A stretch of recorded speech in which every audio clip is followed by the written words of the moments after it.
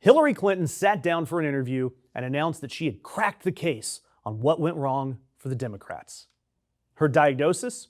Joe Biden running again was a terrible mistake. And look, she's not wrong there, because it was. That man's ego wrote a check that his short-term memory couldn't cash. But there is something about Hillary Clinton stepping forward to explain why voters didn't turn out that feels a little like, an iceberg releasing a statement about the Titanic. Sure, Biden's health and his ego, it's an easy answer, it's a comfortable answer, and there's some truth to it. It is the answer that lets every consultant and every corporate Democrat in Washington off the hook. Because if that were the only problem, one stubborn old man, then the rest of the Democrats don't even have to look in the mirror. The harder answer, the real one, is that the party gave their base almost nothing to actually vote for. The only thing they really ran on was not being Trump. And for a huge number of disgusted, exhausted voters, it simply wasn't enough. And there is one issue that everybody seems to be too afraid to talk about, chief among the reasons that people stayed home: Gaza. While the Democrats were telling young voters and Muslim voters and a whole lot of horrified Americans to just trust us, the images coming back were nothing more than hospitals bombed, children starved, entire neighborhoods flattened into gravel. That is the very thing that broke people's faith. And the answer from leadership was nothing more than a shrug and the oldest line in the book: where else are you going to go? And nobody embodies that don't rock the boat reflex better than Hillary.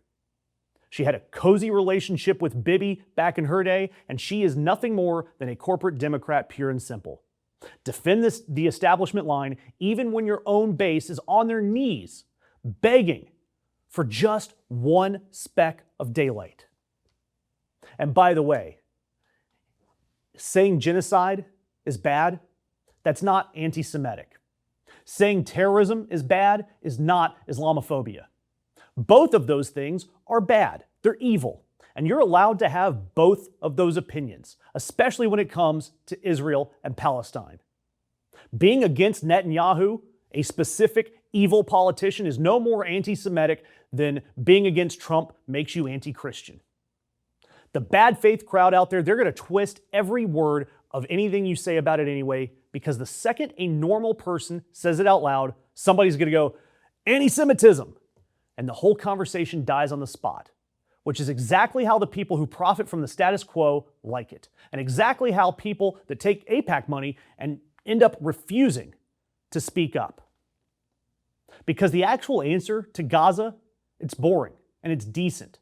When it comes to that area of the world, the ultimate goal, admittedly a pipe dream, Israel's free, Palestine's free, 2 states, international oversight, real peace, enforceable by a coalition of neighbors and allies who all have skin in the game.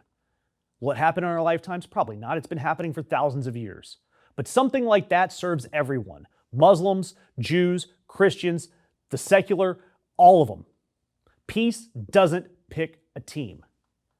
And from a cold, practical standpoint, the United States needs more than one ally in that region. It needs many, and diverse ones, which would be a whole lot easier if we had an agency whose entire job was buying goodwill with food and medicine and clean water instead of bombs. God, I wish we had one of those. If only our State Department had some kind of organization for precisely doing that. We could have called it, USAID. Oh, right. We had that for 64 years. It saved an estimated 92 million lives, 30 million of them children. And on day one of his second term, Donald Trump froze the whole damn thing. Elon Musk called it a criminal organization and bragged about feeding it into his wood chipper. Donald Trump posted in all caps, "Close it down." 83% of it canceled, and a study this year estimates that those cuts could cause 14 million preventable deaths by the end of the decade. And yes, that included the $2 billion in aid that had been going into Gaza, the field hospitals, the food, the water, into the shredder. And that is what we get because people like Hillary Clinton kept impassioned, caring voters at home instead of going to the polls. The blue-leaning base, they wanted a party with a spine when it came to Gaza, yet leadership, they just said trust us and offered us nothing. Hillary, she's right. There was a terrible mistake. The problem is she's just pointing at Biden's ego when she should be pointing in the mirror because we ended up getting something so much worse. Do me a favor, subscribe, because we are going to keep telling the truth even if it doesn't fit either team's bumper stickers.